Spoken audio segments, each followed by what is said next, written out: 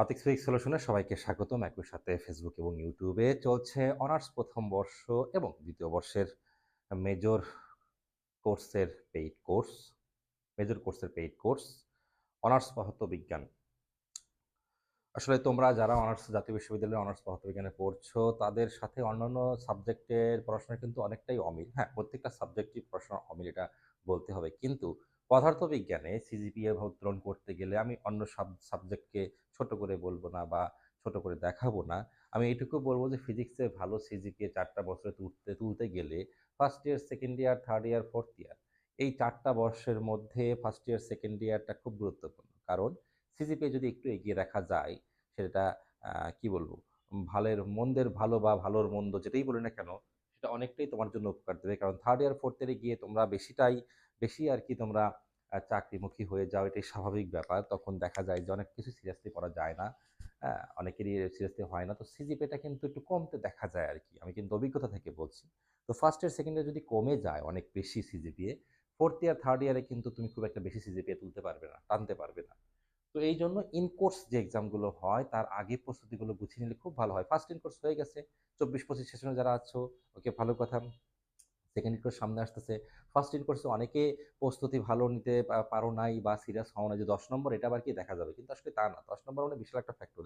এই ইন কোর্সের মার্কের উপরে কিন্তু টোটাল তোমার কি বলবো, টোটাল 20 মার্ক কিন্তু নির্ভর করবে, তাই না?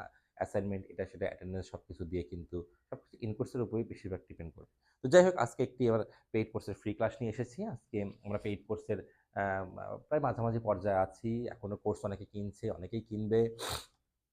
ফর্ম ফিল আপ শুরু হলে আরও বেশি ভর্তি শুরু হয়। তো একটু আগে কিনলে ভালো হয়, যেহেতু নোট করার একটা বিষয় থাকে সব কিছু, তাই না? মানে এটা তো এমন না যে ক্লাস দেখলে পরে যে মানে পরীক্ষাতে লিখতে পারলে, এমনটা কিন্তু না। তো আমরা আজকে একটি ফ্রি ক্লাস নিয়ে এসেছি। ফ্রি ক্লাসগুলো এমনভাবে দেওয়া হয় যে কোর্স যেভাবে চলে ঠিক তখন ওই চ্যাপ্টারগুলোকে নিয়েই ফ্রি ক্লাস দেওয়া হয় আর কি। এক্সট্রা অন্য চ্যাপ্টার থেকে বেছে নিয়ে ফ্রি ক্লাস দেওয়াটা খুব একটা মানে কি বলবো, সুবিধার কাজ আমার জন্য হয়ে ওঠে না। যখন যে চ্যাপ্টার চলে সেই চ্যাপ্টারই আমরা বলবিদ্যা কোর্সের, মানে পেইড কোর্সের কি বলবিদ্যা কোর্সের শেষের আগের চ্যাপ্টার, মানে বস্তুর সংঘর্ষ চ্যাপ্টার আছে, কি কলিশন চ্যাপ্টার আছে, বস্তুর সংঘর্ষ চ্যাপ্টার আছে আমরা। বস্তুর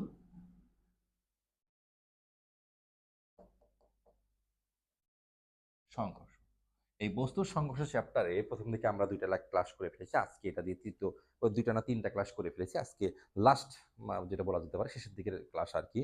এরপর আবার ম্যাথ করবো, আমরা ম্যাথগুলো আমরা এক্সট্রা করে করি। তো একটা লেকচার আমরা পড়বো। তো এখানে আজকে আমরা যে প্রশ্ন পড়বো সেটি হচ্ছে যে, প্রশ্ন আমি একটু দেখে নিই আমার শীট থেকে, যে দুটি বস্তুর সংঘর্ষে বেগ বেগের পরিবর্তন হয় কিনা, এরকম একটা প্রশ্ন একটু এলোমেলো করে আসতে পারে। ভরকেন্দ্রের বেগ নির্ণয় হতে পারে সংঘর্ষের ক্ষেত্রে, অথবা ভরকেন্দ্রের বেগের কোনো পরিবর্তন হয় কিনা। কারণ প্রশ্নগুলো তো এখন একই প্রশ্ন বারবার তো আসবে, তাই না? তুমি যদি বলো স্যার শুধু কি বোর্ডের গুলো পড়লেই হবে, আমি বলবো যে সবই কিন্তু দেখো ফিজিক্সে বোর্ডে চলে আসছে। এত বছর যাবত পরীক্ষা হচ্ছে, এদিক সেদিক করে দেখবো যে বইয়ের সবকিছুই কিন্তু প্রায় বোর্ড তোমাদের পরীক্ষায় চলে এসেছে। তার মানে কি এটা আসবে না? তাহলে কি পড়বা? ওই প্রশ্নগুলো যদি বই থেকে বাদ দাও তাহলে কিছুই থাকতেছে না। ম্যাক্সিমামে 2-1টা টপিকস বাদে, একটা কোর্সে 2 থেকে 3টা টপিক, একটা কোর্সের প্রতিটা অধ্যায়ে 1-2টা টপিকস বাদে সবই এসেছে এবং আসতেই থাকবে, কিন্তু ঘুরিয়ে পেঁচিয়ে আসবে। যেমন প্রশ্নটা যদি এরকম হয় যে সংঘর্ষের ক্ষেত্রে, দুটি বস্তুর সংঘর্ষের ক্ষেত্রে বস্তুর সংঘর্ষের ক্ষেত্রে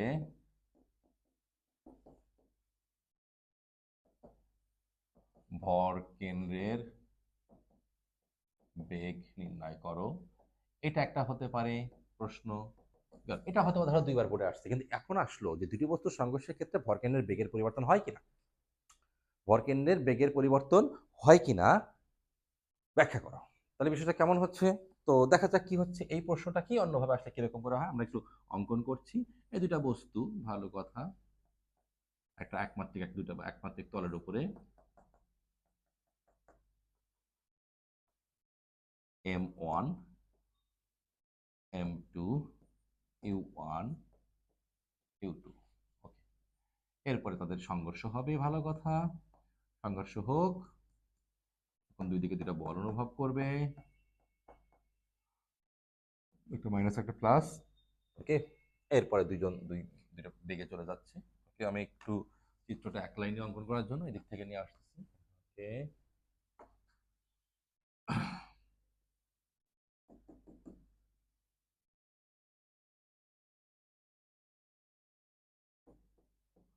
তো চিত্রটা দেওয়া ভালো, চিত্রটা দেওয়া উচিত বা ভালো, যেটা অবশ্যই দেওয়া উচিত। আচ্ছা, তাহলে সংঘর্ষের পূর্বে কত, পূর্বের ভরবেগ?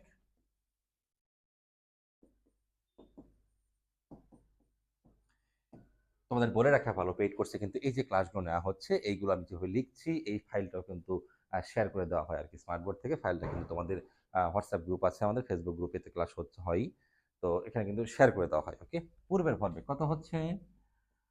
এম অন, পূর্ব মানে এইটা, m on u one plus M two you two. Okay, পরের ভরবেগ, সংঘর্ষের পরের ভরবেগ, okay, m one V one m two V two. তাহলে আমরা বলতে পারি কি যে যেহেতু স্থিতিস্থাপক সংঘর্ষ হোক আর অস্থিতিস্থাপক সংঘর্ষ হোক সব ক্ষেত্রে কিন্তু ভরবেগের সংরক্ষণ নীতি মেনে চলে। তাহলে কি বলবো আমরা? M one U one plus M two you two equal to M one V one plus M two V two, এইভাবে চলতে থাকবে। ঠিক আছে, সবকিছু মিলে কি হচ্ছে আমাদের টোটাল পি সেম থাকতেছে, হ্যাঁ, আগে এবং পরে সেম থাকতেছে, পি ওয়ান সমান সমান পি টু সমান সমান dot dot dot constant equal to P.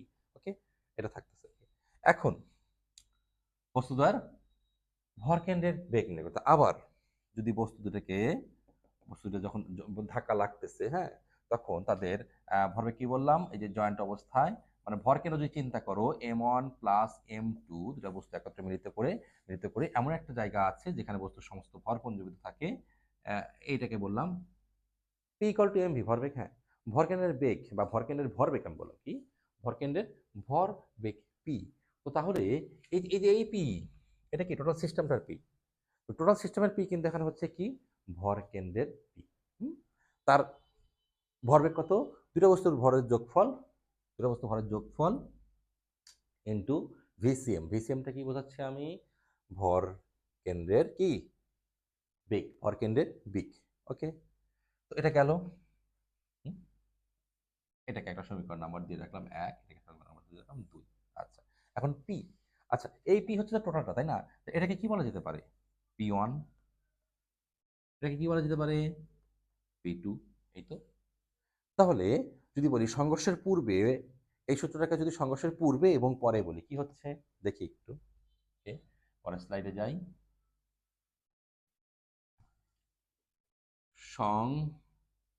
সংঘর্ষের পূর্বে 2 নং হতে পাই,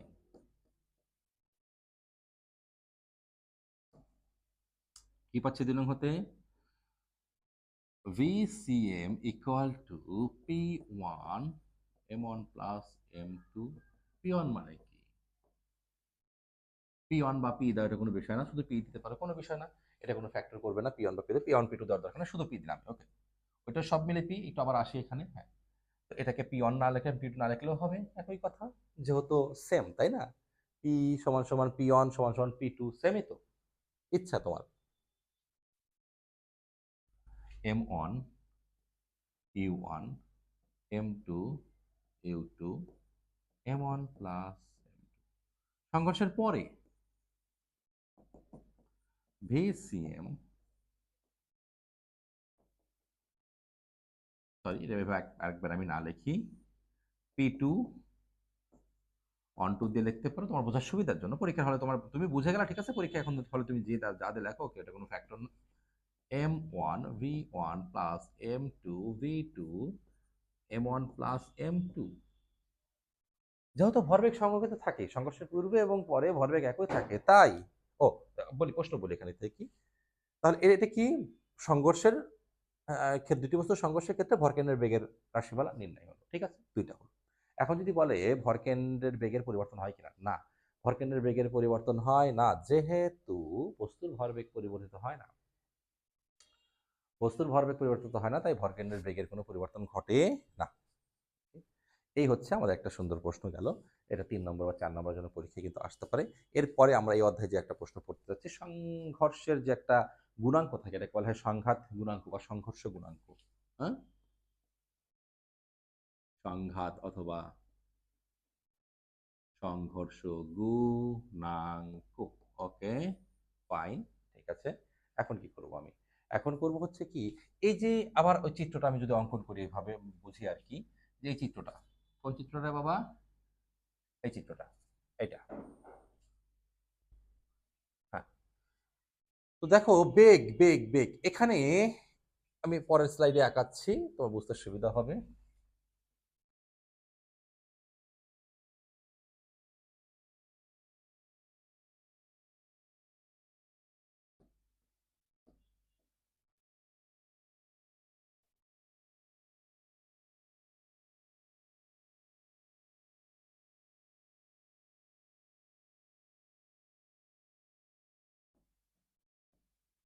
বুঝতেই পারছো সংঘর্ষ হয়েছে।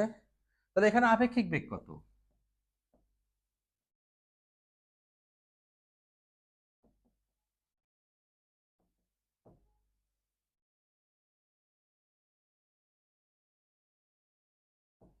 আপেক্ষিক বেগ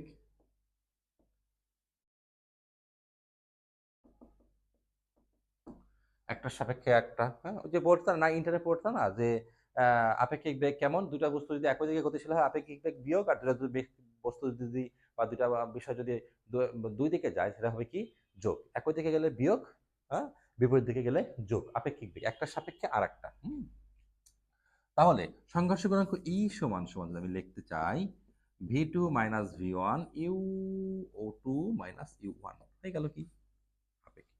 পারবে না?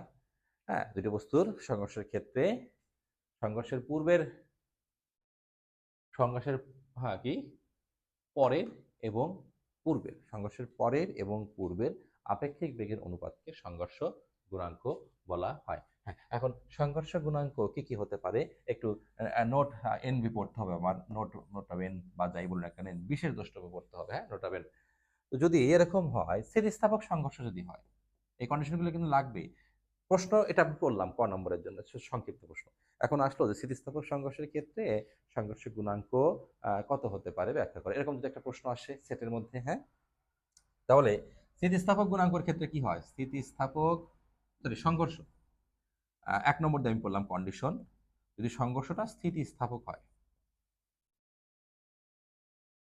স্থিতিস্থাপক হলে কি হবে, এই আপেক্ষিক বেগ দুটি প্রায় সমান, মানে এই যে মান আসবে এবং এইটার যে মান হবে প্রায় সমান, তার মানে that means V2 - V1 similar to U2 - U1। যদি এটা আমি এখানে অ্যাপ্লাই করি, ইতে অ্যাপ্লাই করি, ই সমান সমান কত হয়ে যাবে, উপরেও যা নিচেও তাই, তাহলে হয়ে যাবে কত, 1, কত, অন হয়ে যাবে। তাহলে স্থিতিস্থাপক সংঘর্ষের ক্ষেত্রে কি বলবো, স্থিতিস্থাপক সংঘর্ষের ক্ষেত্রে সংঘাত গুণাঙ্ক কত হচ্ছে, 1। এখন যদি আমি 2 নম্বরে আসি, যে আংশিক স্থিতিস্থাপকের ক্ষেত্রে, আংশিক স্থিতিস্থাপকের ক্ষেত্রে আংশিক স্থিতিস্থাপকের ক্ষেত্রে এই মানটা পূর্বের যে আপেক্ষিক বেগ এটা সবসময় বড় থাকবে, U2 - U1 greater than V2 - V1। এটা যদি বড় হয় তাহলে ই এর সমীকরণে আমি কি পাবো, একটু দেখছি। এইটা যদি ছোট, এটা যদি বড় হয়, হুম, অধিক বড় কিন্তু এমন বলা যাবে না, তাহলে এটা ছোট এটা বড়, ছোট মানে আমি ধরলাম 1, এটা ধরলাম 2, তাহলে মান কত হবে, 0 পয়েন্ট সামথিং।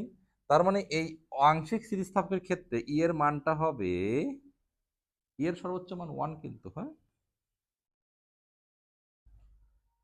স্থিতিস্থাপকের ক্ষেত্রে 1 এর বেশি ক্রস করতে পারবে না। আর এই যে এটা ছোট এটা বড়, এর 0 পয়েন্ট সামথিং থেকে শুরু হবে, মানে 0-র চেয়ে বড় আর 1-এর চেয়ে ছোট। ক্লিয়ার? আর অস্থিতিস্থাপক সংঘর্ষের ক্ষেত্রে থার্ডটা কি হচ্ছে, আমরা অস্থিতিস্থাপক, অস্থিতিস্থাপক, অস্থিতিস্থাপকের ক্ষেত্রে কি হচ্ছে, অস্থিতিস্থাপক মানে হচ্ছে ট্রাক, সরি, একটা দুটো বস্তু ধাক্কা লাগলো, ধাক্কা লেগে দুইটা একই সাথে মিলিত বস্তু আমরা বলি না? মিলিত বস্তু। পাখিকে গুলি করলে গুলিটা পাখির মধ্যে রয়ে গেল। পাখি আর গুলি মিলে কিছু দূর ছিটকে পড়ে গেল পাখিটা, হ্যাঁ? একটু দূরে চলে গেল। এটাকে বলে অস্থিতিস্থাপক। তাহলে অস্থিতিস্থাপক সংঘর্ষের ক্ষেত্রে কিন্তু কি হয়? মিলিত বস্তু তার মানে কি? বস্তুর শেষ বেগ দুইটা সমান হয়। হ্যাঁ? এই v2 ইকুয়াল টু v1 এটা যে কথা, বা v2 minus v1 equal to 0 একই কথা কিন্তু। ওকে? মিলিত বস্তু। তো এই মানটা 0 বা এই দুটো সমান। তাহলে ই এর মান কত হয়ে যাবে? E equal to 0। ঠিক আছে? এই তো হচ্ছে সংঘাত গুণাঙ্ক। তাহলে ডিটেইল পড়তে হবে আমাদের। হ্যাঁ? ডিটেইল জানতে হবে, পড়তে হবে। দেখবেন একটা নাম্বারও মিস হবে না। নাম্বার তোলা কিন্তু অনার্সে খুব কঠিন। হ্যাঁ? এরপরে আমি যদি পড়তে চাই চ্যাপ্টারের একটা বিষয়, এক্সট্রা বিষয় আমি মাঝে, মাঝে যদিও খুব একটা আসে না কিন্তু পড়াই আমি, যে স্থিতিস্থাপক সংঘর্ষে হারানো গতিশক্তি। এটা একটু আলোচনা করতে হবে আমাদের। অস্থিতিস্থাপক সংঘর্ষটা আমরা করব। অস্থিতিস্থাপক সংঘর্ষে যেহেতু গতিশক্তি একই থাকে না, স্থিতিস্থাপক এবং অস্থিতিস্থাপকের মধ্যে পার্থক্য কি? গতিশক্তি ভিন্ন থাকে কিন্তু ভরবেগ কিন্তু একই থাকে, হ্যাঁ? অস্থিতিস্থাপক সংঘর্ষের ক্ষেত্রে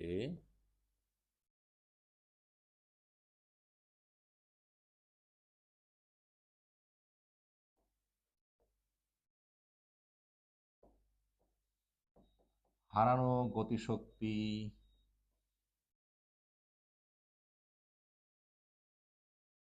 বা গতিশক্তি ব্যাখ্যা করো, বা অস্থিতিস্থাপক সংঘর্ষের ক্ষেত্রে প্রশ্নটা কেমন অ্যানালিটিক্যাল হতে পারে আমি বলি। অস্থিতিস্থাপক সংঘর্ষের ক্ষেত্রে হারানো গতিশক্তি সর্বদাই ধনাত্মক হয় ব্যাখ্যা করো, বা গতিশক্তি সর্বদাই ধনাত্মক হয় ব্যাখ্যা করো, এরকম। হ্যাঁ, হারানো গতিশক্তি সর্বদাই ধনাত্মক মানে গতিশক্তি হারাবে, এটা পজিটিভ, সবসময় হারাবে, এটা একটু ব্যাখ্যা করতে হবে। কিভাবে আমরা একটু দেখব, এটা প্রমাণ করো বা ব্যাখ্যা করতে পারো যে যেহেতু শক্তিটা হারাচ্ছে, অস্থিতিস্থাপক সংঘর্ষে শক্তি হারায়, তার মানে আদি গতিশক্তি গ্রেটার দেন, আচ্ছা, কে ই আদি, হ্যাঁ, 1 গ্রেটার দেন কে ই 2, এইটা যদি বলে ব্যাখ্যা করো 4 নম্বরের জন্য বা 5 নম্বরের জন্য বা 3 নম্বরের জন্য, যেটাই করো না কেন, তখন কিন্তু উল্টাপাল্টা হয়ে যাবে, কোনটা দিয়ে করবো কোনটা দিয়ে করবো না, এটা এমন কোনো বিষয় না, এটা করা যাবে। আবার সেই সংঘর্ষের চিত্রটা অঙ্কন করবে তুমি, এরপরে লিখবা আদি গতিশক্তি e, k e kinetic energy 1 equal to কত হবে? Half m1 u1 square, half m2 u2 square. Okay, k e 2,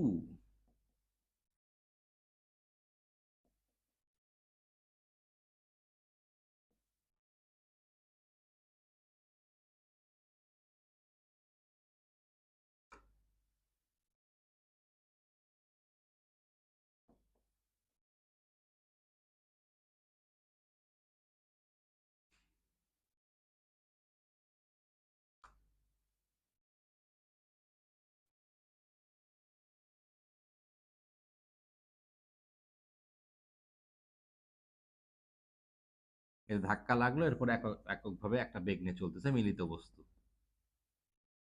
এটা হচ্ছে অস্থিতিস্থাপক সংঘর্ষ। ঠিক আছে? অস্থিতিস্থাপক সংঘর্ষ। তাহলে দু একটা ছোটখাটো বর্ণনা তুমি একটু করে নিবা, যে ধাক্কা খাচ্ছে, ধাক্কা লেগে একই সাথে চলতেছে একটা মিলিত বেগে, একে বললাম আলোক গতিশক্তি। ওকে? এখন প্রশ্ন হচ্ছে যে এটা ভাগ করতে হবে, দুটা রাশি কি করতে হবে? ভাগ করতে হবে। তার জন্য আমি কে ই 1 এটাকে 1 নং ধরে নিলাম, এটাকে 1 নং ধরে নিচ্ছি। 1 নং হতে কি 1 নং এবং 2 নং। আচ্ছা, তাহলে 1 নং হতে 1 নং এ 1 নং এ যদি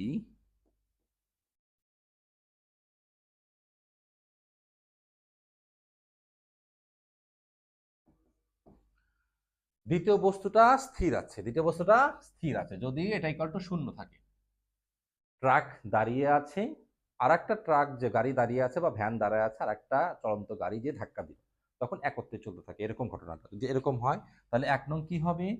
কে E 1 equal to half M 1 U 1 square plus 0। এটা 0 হয়ে যাবে, এটাকে বললাম 3 নং। তাহলে এখন আমি 3/2 দেব, 3/2। পরের স্লাইডে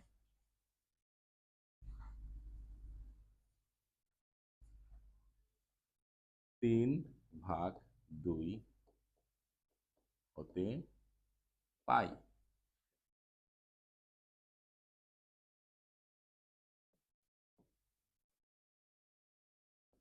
হাফ m1u1 স্কোয়ার, আর নিচে কি আসবে,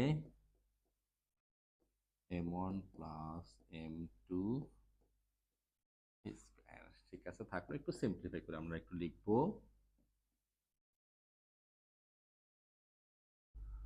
ওকে, good. m1 plus m2 into v square. Okay, এটা গেল কি 4 নং। আবার মিলিত বস্তুর ক্ষেত্রে বা মিলিত বস্তু না, সরি, আমি এটা এরকম করে বলতে পারি, অস্থিতিস্থাপক সংঘর্ষের ক্ষেত্রে। এটা মিলিত বস্তু বললেও যে কথা হবে, অস্থিতিস্থাপক একই রকম হবে।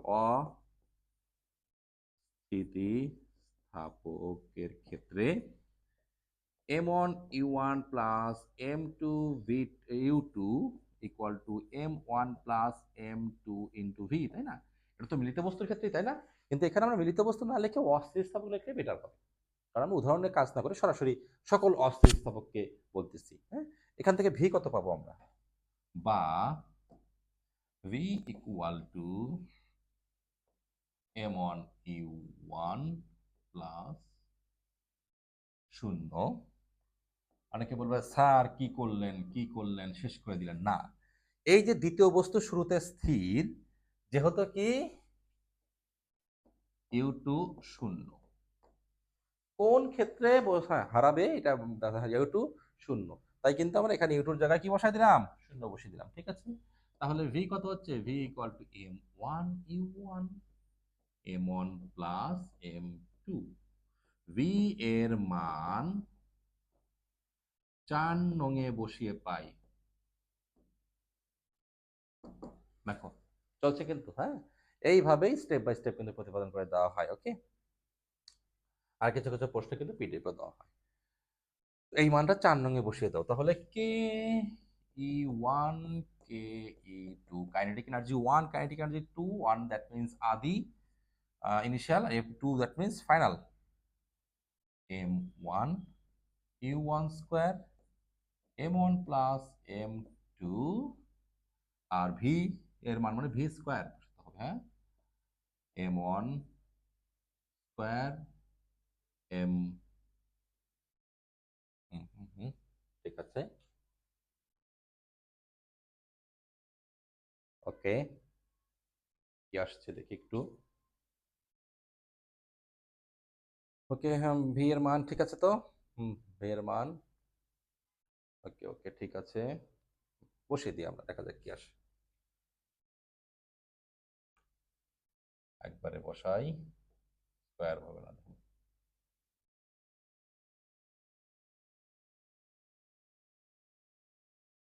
স্কোয়ার হলো। এখন আমরা একটু কাটাকাটি করতে চাই কিন্তু, হ্যাঁ, কাটাকাটি কিন্তু হবে, ইউজ করে কেটে যাবে। ওকে, দেখো কি কি কাটাকাটি হয়ে যায়, তুমি এখন নিজেই পারবে, আর এখানে জটিলতার কিছু নাই। কে ই1 কে ই2 সমান, এটা দিয়ে একটা কেটে যাবে, একটা থেকে যাবে। ইউ স্কোয়ার কেটে যাবে, এম এম কেটেছে, একটা এম থাকবে। ফাইনালি কিন্তু কি হচ্ছে আমাদের, এক্সচেঞ্জ হয়ে গেলে উপরে হবে, উপরে উল্টা পাল্টা দিলে m1 প্লাস m2, আর নিচে m1, ওই যে একটা m1 বেশি ছিল। ওকে, ফাইনাল আসলো কিন্তু আমার এইটা। এখান থেকে আমার কাজ হবে, হ্যাঁ, এখান থেকে আমি পরের স্লাইডে কাজ করতে চাচ্ছি। K e one k e two equal to m1 plus m2 into m1, যেহেতু বা যেহেতু m1 গেট এবং m2 always greater than m1, এটাই তো স্বাভাবিক, তাই না? এটা কি উল্টো হতে পারে? হতেও পারে, ফিজিক্স যদি কল্পনা করো। হ্যাঁ, এইটা তার অর্থ কি, m1 plus m2 division m1 greater than 1।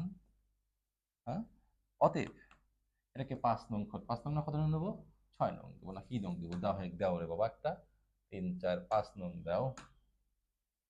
ওকে, 5 নং দাও, আচ্ছা ঠিক আছে, দরকার নাই, আমি এখানে দিই, এটাকে 5 নং দিচ্ছি। অতএব 5 নং হতে সমীকরণের এক পাশ হচ্ছে একের চেয়ে বড়। স্টুডেন্টদের যখন প্রশ্ন করি আর এক পাশ কি হবে, পাশে একের চেয়ে ছোট, না মাঝখানে সমান চিহ্ন আছে, তাহলে এইটা যদি একের চেয়ে বড় হয় এই বেচারাও একের চেয়ে বড়, k e one, k e two greater then one. Finally বা চিহ্ন দিয়ে আমরা কি লিখবো, বা চিহ্ন যদি এটা না, এটা দিলাম, ই কে, কে ই লিখি আমি, ওয়ান গ্রেটার দেন। তাহলে আদি গতিশক্তি, সংঘর্ষের পূর্বের গতিশক্তি অলওয়েজ বেশি থাকবে, সংঘর্ষের পরের গতিশক্তি অলওয়েজ কম থাকবে, সুতরাং সব সময়ই গতিশক্তি হারায়, হ্যাঁ, বা গতিশক্তি হারানোর পরিমাণ কি ধনাত্মক, প্রথমে বেশি পরে কম। ওকে, সবসময় গতিশক্তি হারায়, সর্বদা ধনাত্মক হবে। ওকে, আর গতিশক্তির পরিমাণ, হারানো গতিশক্তি কিভাবে নির্ণয় করবে, অতএব হারানো গতিশক্তি ডেল কে ই সমান সমান কে ই ওয়ান মাইনাস কে ই টু, অলওয়েজ, অলওয়েজ আমি বলে দিচ্ছি, যেহেতু কে ই ওয়ান গ্রেটার দেন কে ই টু, সো ডেল কে ই এইটা এ পর্যন্ত কিন্তু আসতে হবে, যেহেতু এটা বড়, তাহলে অতএব হারানো গতিশক্তি সমান সমান হারানো গতিশক্তি,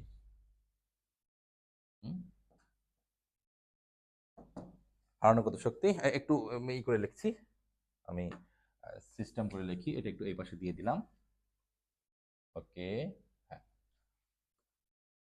ডিভিশন করে নাও, হ্যাঁ, এটা হলো, হ্যাঁ, হওয়ার পরে হারানো গতিশক্তি এত, যেহেতু এটা বড় পেলাম আমি, অতএব এটা গেল, তাহলে গতিশক্তি অলওয়েজ ধনাত্মক। ঠিক আছে, এই ঠিক আছে, আজকে এই পর্যন্ত থাকবে। আর যারা ভর্তি হতে ইচ্ছুক তারা অবশ্যই কিন্তু হোয়াটসঅ্যাপে যোগাযোগ করবে। ওকে, সকলে ভালো থেকো, পড়াশোনার সাথেই থাকবে, আর ভালো সিজিপি অর্জন এবং ভালো ক্যারিয়ার গঠনের সাথেই আছি তোমাদের আতিক স্যার বা আতিক ফিজিক্স সলিউশন। সকলকে অসংখ্য ধন্যবাদ।